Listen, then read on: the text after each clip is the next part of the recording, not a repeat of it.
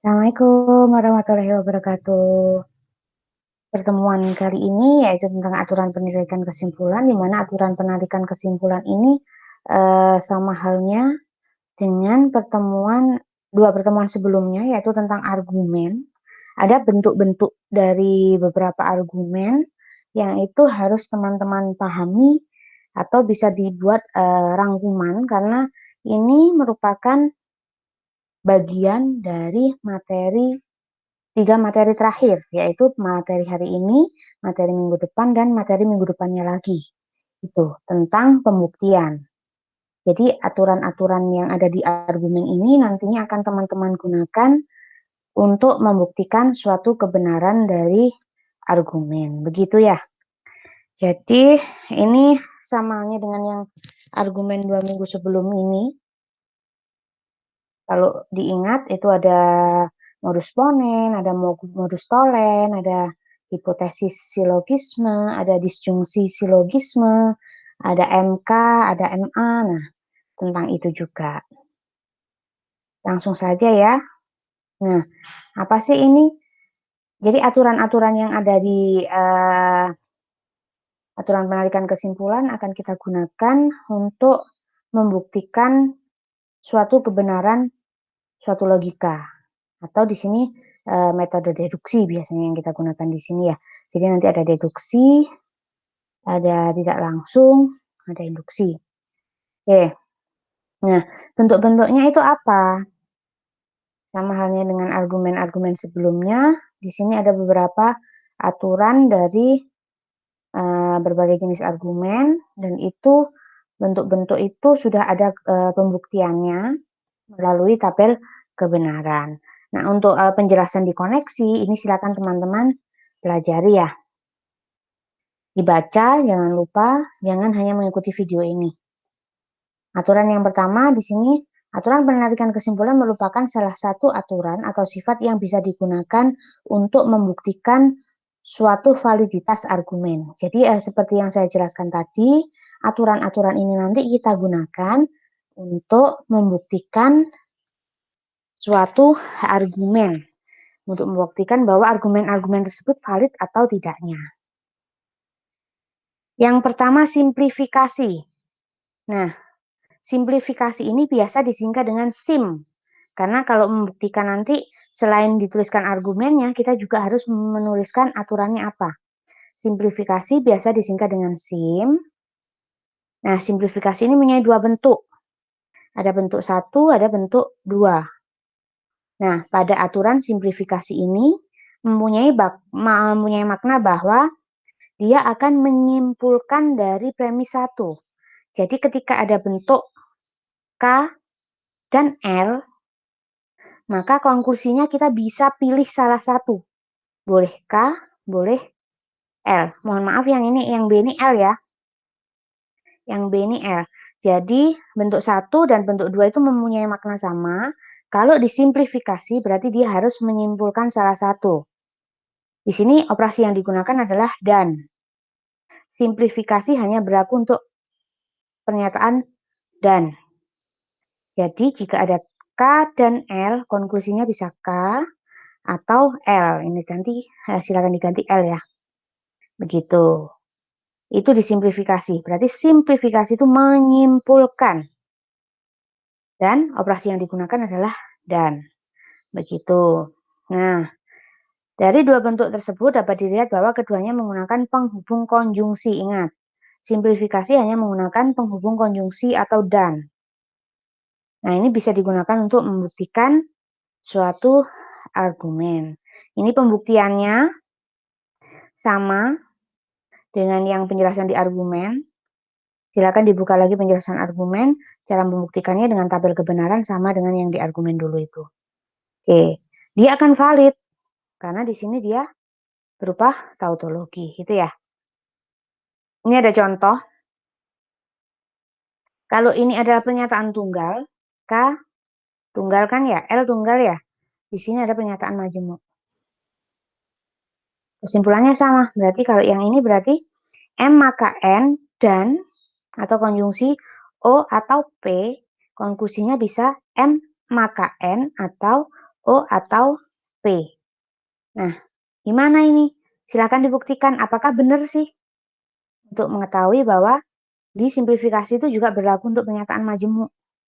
Silakan dibuktikan dengan menggunakan tabel kebenaran. Oke. Selanjutnya, konjungsi. Kalau tadi ada simplifikasi, di sini ada konjungsi. Konjungsi biasa disingkat dengan konj. Konjungsi ini mempunyai makna bahwa bisa menggabungkan dua premis menjadi satu premis. Kata hubung yang digunakan di sini sudah jelas konjungsi, berarti menggunakan dan. Misalkan terdapat dua buah pernyataan, yaitu K dan L, atau K, L, atau premis 1K, premis 2 L. Maka dengan menggunakan aturan konjungsi, kita bisa menuliskan menjadi K dan L. Ini pembuktiannya. Nah, bagaimana dengan pernyataan majemuknya? Nah, ini sama, silakan dicek. Apakah ini valid juga? Kalau valid berarti dikonjungsi juga berlaku untuk pernyataan majemuk. Gitu ya. Nah, kita sudah ingat disimplifikasi tadi itu adalah untuk menyimpulkan, sedangkan dikonjungsi ini adalah untuk menambah. Begitu.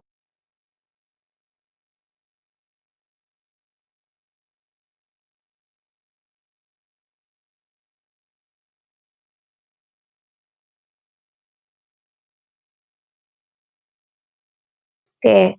Oke, kita lanjutkan. Tadi ada simplifikasi, selanjutnya ada konjungsi ya. Kalau simplifikasi tadi adalah menyimpulkan, kalau konjungsi adalah menambahkan atau menggabungkan dua premis menjadi satu premis. Selanjutnya yang ketiga itu adalah DS, disjungsi silogisme atau disjungtif silogisme. Ini sudah saya jelaskan di bab argumen atau dua penjelasan sebelum materi ini. Silakan dibuka. Jadi di DS itu ada dua bentuk, yaitu K atau L, premis 1, premis 2-nya negasi K, konklusinya L. Kalau di premis di bentuk 2, K atau L, premis 2-nya negasi L, konklusinya adalah K. Sama, ini juga bisa dibuktikan kebenarannya. Kemudian ini ada contoh dari kalimat atau pernyataan majemuk. Silakan dicek kebenarannya dengan menggunakan tabel kebenaran. Mengapa semua saya minta cek dengan menggunakan tabel kebenaran untuk pernyataan majemuk? Jadi supaya teman-teman tahu bahwa aturan-aturan yang ada di aturan penarikan kesimpulan ini apakah hanya berlaku untuk pernyataan tunggal atau berlaku juga untuk pernyataan majemuk. Karena hanya menggunakan tabel kebenaran, saya rasa semua teman-teman pasti bisa membuktikannya ya. Yang keempat ada modus ponen. Sama juga modus ponen sudah saya jelaskan di bab argumen. Silakan dibuka kembali atau dilihat kembali videonya. Bentuknya itu ada K maka L, kemudian premis keduanya K, konklusinya adalah L. Modus tolen sama, yaitu K maka L, premis keduanya negasi L, maka konklusinya adalah negasi K. Untuk yang contoh di pernyataan majemuknya silakan semua dibuktikan ya. Tuh.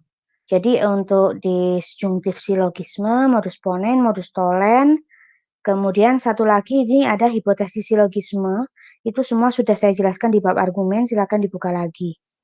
Bentuknya sama, hanya mungkin kalau misalnya saya menggunakan variabel yang berbeda, tapi intinya di sini adalah bentuk-bentuknya sama. Kalau di hipotesis silogisme, K maka L, kemudian premis keduanya L maka M, konklusinya adalah K maka M. Tuh. Ini pembuktiannya. Nah, yang majemuk gimana silahkan nanti dibuktikan. Tuh. Nah, yang ketujuh, adisi. Adisi bisa disingkat dengan add atau add. Pada aturan adisi ini mempunyai makna bahwa bisa menambahkan pernyataan baru dengan pernyataan baru apapun. Ini berbeda dengan konjungsi. Kalau konjungsi tadi kan juga menambahkan ya, akan tetapi dari dua premis yang diketahui. Misalnya premis 1K, premis 2L. Maka dengan menggunakan konjungsi kan kita bisa ingat itu menjadi K konjungsi L. Tapi syaratnya kan apa? Syaratnya yaitu jika premis K diketahui, premis L diketahui. Nah, berbeda dengan adisi. Kalau adisi ini kita bisa menambahkan dengan premis apapun sebelum premis itu diketahui. Jadi misalnya ya diketahui premis K saja. Nah, dalam membuktikan kita butuh apa sih di situ? Kita butuh premis apa? Nah, itu bisa ditambahkan. Kayak kalau di konjungsi operasinya adalah dan, kalau di adisi itu kata hubung atau operasinya adalah disjungsi atau ini ya. Jadi hanya satu premis saja K misalnya, maka kita bisa menambahkan dengan premis apapun. Misalnya di sini adalah L. Kalau misalnya mau menambahkan dengan M, silakan sesuai kebutuhan dari pembuktian yang akan kita gunakan. Gitu. Oke, ini pembuktiannya dengan tabel kebenaran bisa dicek. Teman-teman, kalau saya minta cek, tolong dicek. Kalau saya minta pelajari, tolong dipelajari. Ya, oke. Ini sama juga. Nah, ini misalnya ada pernyataan majemuk. Nah, itu gimana? Nah, itu juga dicek ya. Kemudian yang ke-8 yaitu dilema konstruktif atau DK. Misalkan terdapat pernyataan di sini DK itu hubungannya yaitu misalnya ada K maka L dan M maka N. Di sini premis 2-nya itu K atau M. Nah, kesimpulannya atau konklusinya adalah di sini kan ada K, M, ya. Ada KL, MN. Kemudian premis satunya KL, MN. Kata hubungnya adalah dan. Yang kedua, K atau M atau konjungsi disjungsi M. Ada K, ada K, ada M, ada M. Maka konklusinya adalah L dan N. L dan N. Nah, ini adalah pasangan atau bentuk yang bisa kita gunakan untuk pembuktian jika kata kuncinya di sini adalah sama untuk kata hubungnya. Misalkan ada dua pernyataan, ada dan atau. Maka konklusinya adalah dan. Asalkan bentuk premisnya itu sama seperti ini. Begitu. Oke. Mungkin akan lebih jelas nanti kalau di contoh soal ya. Jadi yang perlu dipahami teman-teman dan silakan langsung bisa dibuat rangkumannya misalnya DK itu bentuknya seperti apa, adisi bentuknya seperti apa, kemudian modus ponen bentuknya seperti apa, modus tolen apa, itu silakan dibuat rangkuman nanti saya kasih contoh. Kemudian nah, ini yang kalau tadi ada DK, dilema konstruktif, di sini ada dilema destruktif. Nah, atau bisa biasa disingkat dengan DD, bentuknya sama dengan yang tadi itu, akan tetapi di sini, kalau tadi kan KLMN, tapi di sini adalah K atau M. Kalau di sini, yaitu L atau N, tapi dia negasi. Negasi L atau negasi N, maka konklusinya adalah negasi K atau negasi M. Begitu. Oke, coba silakan dipahami struktur dari ini ya.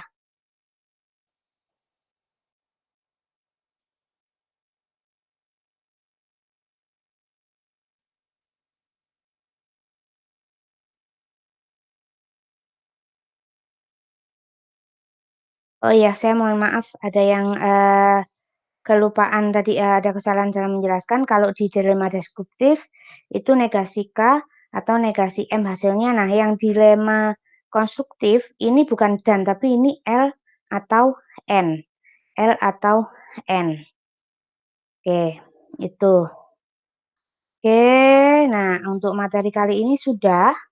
Silakan teman-teman pahami bentuknya dari masing-masing ya. Nah, tadi ada perbaikan dari saya yaitu untuk dilema konstruktif ini bukan L dan N tapi L atau N. Begitu. Nah, silakan yang ada di diskusi A1 sampai A9 itu silakan dibuktikan dengan menggunakan tabel kebenaran untuk menyatakan bahwa bentuk-bentuk yang ada di penarikan kesimpulan itu apakah berlaku juga untuk kalimat atau pernyataan majemuk. Begitu. Nah, sekarang saya akan menunjukkan ini nanti digunakan untuk apa, seperti apa ya. Bentar, saya tunjukkan.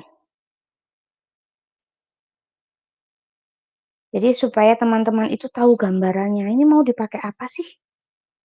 Gitu.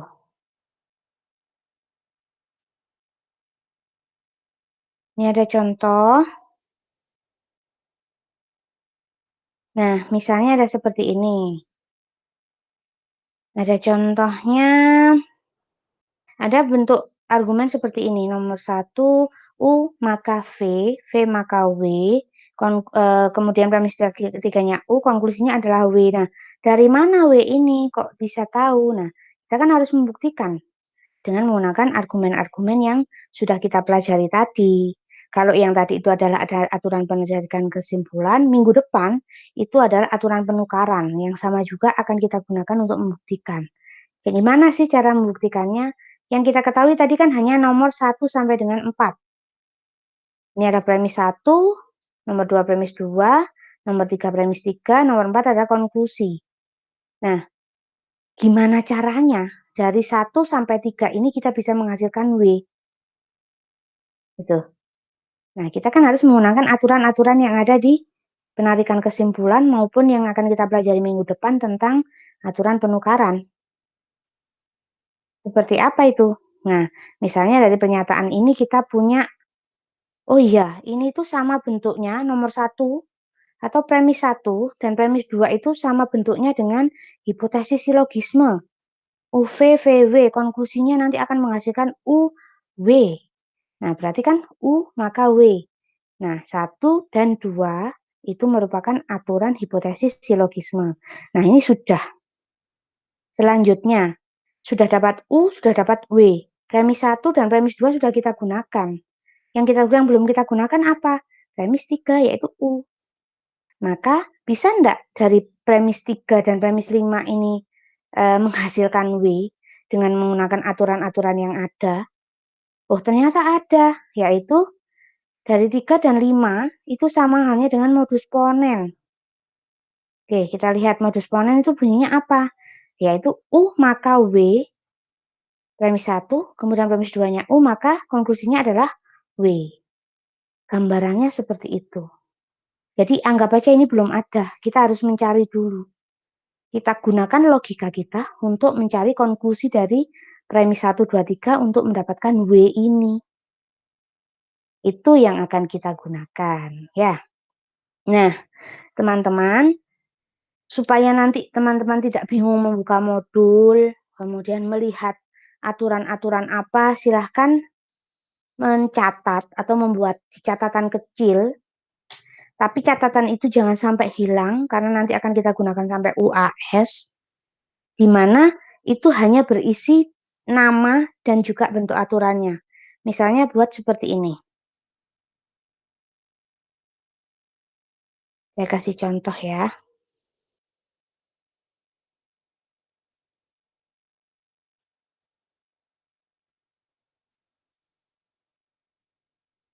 Bentar, saya kasih contoh.